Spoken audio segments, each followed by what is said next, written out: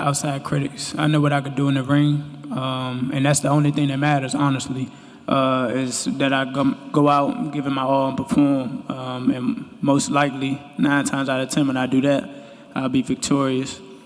Lamont Roach has brushed off the idea that Gervonta Davis is the hardest-hitting opponent he's faced. He says he's taken stronger punches in previous fights and isn't fazed by Davis's power. Roach's composed attitude shows his confidence and experience, making it clear he won't be shaken by reputation alone. I think the hardest puncher I ever faced. No. And I ain't shitting on him or nothing like that. He can punch. But Jonathan Okendo, he's from Puerto Rico. Bro, he got bricks in his hands, bro. I lie to you not. He punch hard. I ain't gonna lie. He hard him. During their first fight, a brief lapse from Davis forced him to take a knee, triggering instant chaos and changing how fans saw the matchup. Roach's performance in that moment boosted his reputation, positioning him as the first fighter to truly push Davis. Since then, the narrative has grown that Roach could potentially take control in a rematch, especially now that he's viewed as a legitimate threat. Tank did that, so I know the got in his eye, but they should have countered it. They would have countered it, would have went to Lamont Roach. What I didn't like about Tank, he was gassing up Lamont Roach way too much, and he was already talking about like retiring. He seemed a little distracted, didn't he, in the fight? That wasn't the same Gervonta Davis we're really used to seeing. It just lets you know how corrupt like these governing bodies are, bro. If that dude took a knee, not only did he take a knee, he's like, hold on real quick. Let me get this out of my eye. How is that not a point? Like, you know, funny thing, bro, that's why I cut my braids off. I had braids, and I had the same thing. I went through the same shit. When I fought Andre, that shit was burning my eye, so I cut. Recent footage of Davis shows a transformed fighter, physically sharper and mentally locked in. His improved strength, combined with bold messages online, suggests he's not just training harder, but fully focused on dominating. This renewed energy has fired up his supporters, who are now anticipating a fierce comeback in the ring.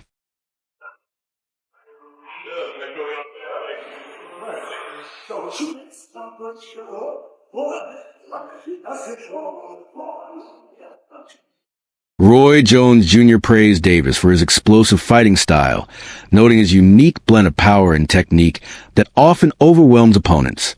While he admitted the fight could go either way, Jones believes Davis's strong ring presence will make the difference.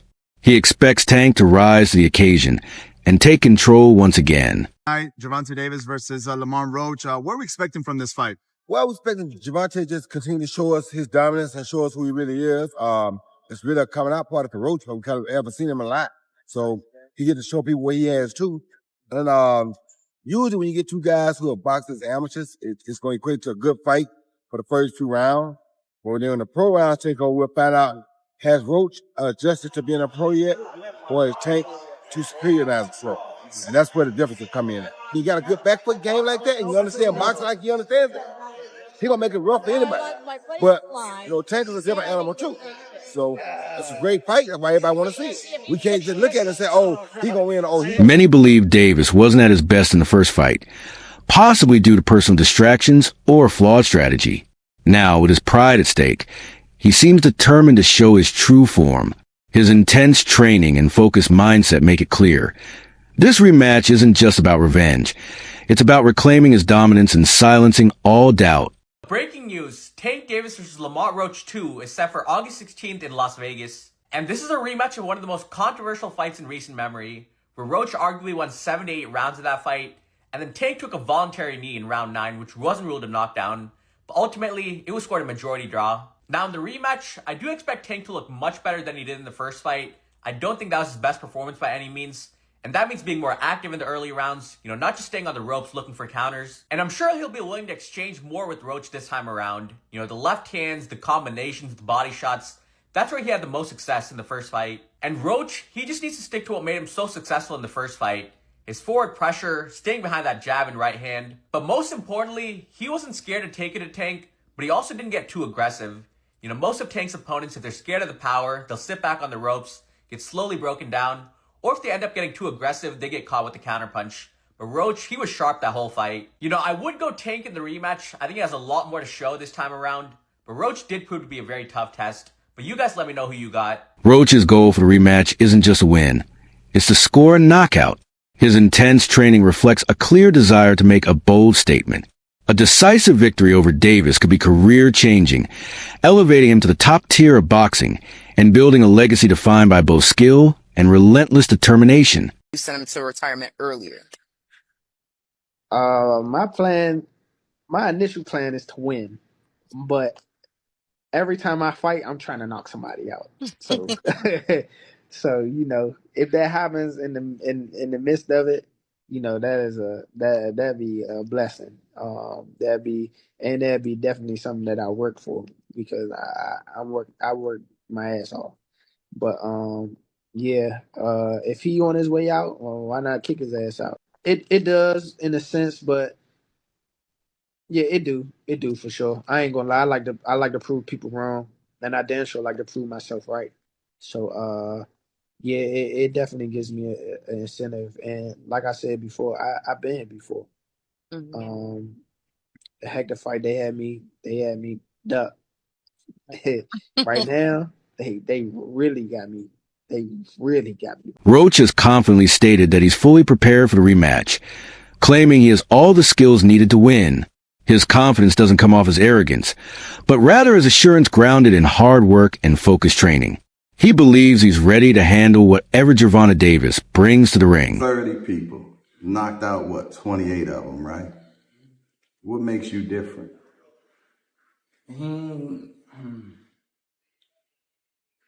He probably can't answer that question. he probably can't answer that question. But it's the skill, the will. I got the whole package, man. I ain't gonna lie to you.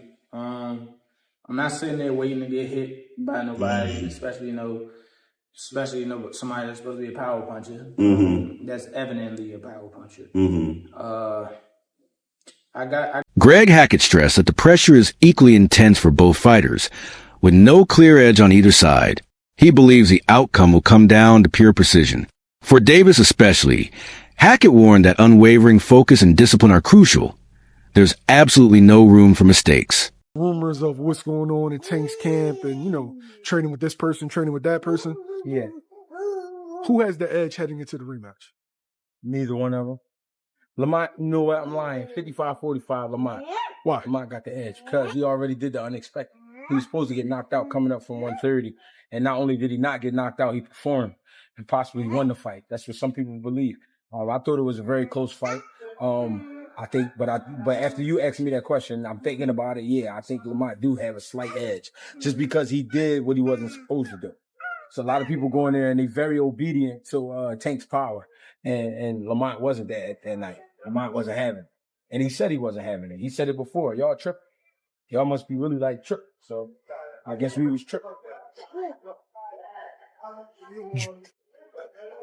Could we see the most focused Gervonta Davis after him getting so much backlash for the performance, for the taking the knee, etc.? This would be the night we have to see the most focused Tank Davis. Because if he's not the most focused, then he's gonna be in trouble. It's just that simple. This is the night you gotta be not on your A game, you gotta be on your everything game. You know what I'm saying? You gotta have everything with you that night. And you can't play about it. And you gotta mean it. Every step gotta be counted for. And he know that. So I'm looking for this just to be a great fight. Great fight. Who you picking to win? Mikey Garcia shared a thoughtful take, recognizing Davis's ability to learn and adapt from past fights. However, he emphasized that without mental clarity, even the best strategies can fail. Garcia's message was clear. If Davis isn't mentally prepared, he might as well not step into the ring. And hopefully, I'd like to see it. I think Tank wins in the rematch. Why? I think he'll make the right adjustments, and he won't take too long to fight. He kind of gave a lot of the round away sometimes. I think he'll be more active and he'll win. But big props to Roach for his last fight and performance. Suppressed everybody. Right. I think he was robbed from the victory. Again, that knockdown should have been a knockdown. Right. But whatever. He gets a rematch, and maybe they get a third fight, after that. Who knows? Yeah. Maybe it turns the markets back out. Maybe it turns out to be another great fucking matchup, and they say, let's run it back. Right. And maybe that controversy from the first fight actually helps Roach fucking get 3 fights out of it instead of just the one, or you never know. So hey, things happen for a reason, and I think The edge. I'm not a psychiatrist, bro. I don't know. Everybody's a little different. What I got to say is, like, if you're dealing with any mental health, it seems to be a very common thing. And if you don't feel that you're 100% dedicated or 100% capable of blocking out, personal life issues or whatever to get in the ring, then don't get in the ring. Don't get in the ring. Now, But it seems like a lot of fighters are going through stuff and they get in the if ring. you're going through stuff and you feel like maybe it's helping, like he says, maybe it's helping him fucking do it. Well, then fuck, let him do it. I don't know. Kenny Ellis recognized Roach's strong work ethic, but warned against placing too much importance on training footage. He believes the real challenge is how a fighter responds under pressure, when the punches start landing and fatigue kicks in. For Ellis, it's Davis's grit and mental toughness that will matter more than any rehearsed routine. Be another great fucking matchup, and they say, let's run it back. Right. And maybe that controversy from the first fight actually helps Roach fucking get 3 fights out of it instead of just the one, or you never know. So hey, things happen for a reason, and I think he did really well in his first one. Hopefully he puts on a great fight, even if he were to lose, but in a great fight, shit, he'll get a 3rd fight. Right. Mikey, what do you make of him saying he wants to go to therapy to fix his mental health, but not yet because he doesn't want to get fixed yet because he needs that? In the ring, then don't get in the ring. Don't get in the ring. Now, But it seems like a lot of fighters are going through stuff and they get in the ring. If you're going through stuff and you feel like maybe it's helping, like he says, maybe it's helping him fucking do it. Well, then fuck, let him do it. I don't know. Dude, I had personal stuff. A lot of fighters have issues. It's life, bro. This is our job, but their life keeps going. Life continues. You have to juggle this with life. You have to juggle. You have to balance. And it's tough, bro. It ain't easy. It ain't easy at all. You gotta be dealing with family, with kids, with wives, with girlfriends. Crazy that I always see A second loss could seriously damage Gervonta Davis's career and reputation. While one defeat might be seen as a bad night, back-to-back losses would raise lasting doubts about his place at the top. This rematch isn't just about redemption. It's about protecting his legacy. Davis must deliver a dominant performance to quiet critics and prove Rematch happening or what? Because I'm ready to see a motherfucker get knocked out again. I'm not here to debate because y'all really go neck and neck for this for the rest of the tournament on who y'all think really won, who y'all think should have won, who y'all think didn't win. This is probably one of the biggest debates that will never be solved. Well, they put up a good fight. I'm not going to lie, y'all, but damn near seemed like it was set up for them to have another match. Because exactly what Lamont did to Tank the whole first half, that's what Tank did to Lamont the whole second half. So what the fuck? It literally went neck for neck. I feel like it was a tie in my opinion. So hard to even say that though, because you just see so much demolishment from one, and then for it to flip to the other, and it just had your mind like, what? Just really had your mind blown. Like, what the fuck? I feel like when it came to the decision of the fight, a lot of people were real biased. A lot of people definitely went off of just a personal opinion of the person, a history of liking the person, not off of the fight itself. I will admit that really going into this fight, the first time, I thought Lamont was going to get his shit knocked off. I thought Tank was going to do him in. Now, although Tank, if I'm not going to lie, Lamont had him. He stuck with him the whole 12. If you know anything about boxing, especially boxing a motherfucker like Tank, you know that to flex the last 12 rounds just as much as it is to beat a motherfucker. The fact that Lamont lasted 12 rounds with him was really getting up, I'm not gonna lie, stinging shit, all 12. It showed that this next match gonna really show who the fucking winner was. I do gotta say, Tank probably gonna come ready for him, but the fact that Lamont came ready for him, as ready for him as he did last match, I ain't gonna lie, I'm scared for both of them. This should be bigger than the Super Bowl, I'm not gonna lie. They say it's supposed to be happening in the summer, which would be a really good way to kick off the summer. And I know these two got a vengeance out for each other. Regardless of growing up together and fighting together, I'm not gonna lie, y'all. The way that fight went down, I'm not gonna lie, I really feel like this is gonna be history. Like, I can't wait. Ellis has hinted at undisclosed adjustments in Davis's camp, suggesting a completely new approach for the rematch. Though details remain secret, the mystery has only fueled anticipation. Whatever changes are being made behind the scenes, Davis's team is confident they'll make a major difference, turning this rematch into one of boxing's most highly anticipated showdowns. What do you see? Both of them, like I said, they both top of the game. I see a competitive fight, nice, clean, crispy shots like the first fight. Mm-hmm. I mean, I can't speak on what I seen, but the fight will be different. Right, because you could strategize and do different things. Yeah, yeah, it'll be different. Raleigh Romero defended Davis, saying that even the greatest fighters have off nights. He believes one bad performance shouldn't define Davis's career. In Romero's view, Davis remains one of boxing's biggest and most feared names. That people want to discredit Tank, he's still a pound for pound fighter. Yeah. What do you think about that fight that happened? You thought it was just an off night, or everybody has an off night? Everybody has an off night. Shit, I had a night with Cruz. Everyone has a night. It's boxing. You want to run that back with Cruz or what? Maybe down the line. Teofimo Lopez noted that after the first fight, Davis seemed alone, with few supporters backing him during the backlash. This sparked serious doubts about his status among boxing's elite. Lopez sees a rematch as more than a fight. It's Davis's chance to change the narrative, earn back respect, and prove that one bad night doesn't define a champion in the unforgiving world of boxing. I know a lot of people, look what they did with Gervonta too. I want everybody, all these young fighters that are listening to this, and you could clip this. It's a short part right here. I got you. To Ryan could clip this right here. To all you young fighters, look at the amount of love they were giving and sharing to Gervonta Tank Davis prior to the fight. Look at what all the reporters were doing prior to the fight. Look how they were all laughing at all his jokes prior to his fight against Lamont Roach. After the fight, look how many were waiting to down this man. Down him. See, I'm going to talk my smack with Tank, but that's because I want to fight him. That's me. I can say that. But I just want all you young fighters to really look about it. They don't care about us. Yeah. They won't ever care about us. When you winning, they're going to be there. But they're waiting for any moment to slip up. Just a man, even a draw. Look how much hate he got out of it. Yeah, not to get deep, but you know, it's a part of our psychology. We have to learn how to care about other people. You know Sean Porter praised Gervonta Davis for his sharp boxing IQ and raw power, noting his ability to read and adapt to opponents in the ring. Despite recent criticism, Porter believes Davis is still a top-tier talent who deserves respect. He warned against counting Davis out, pointing to his past performances as proof of his brilliance.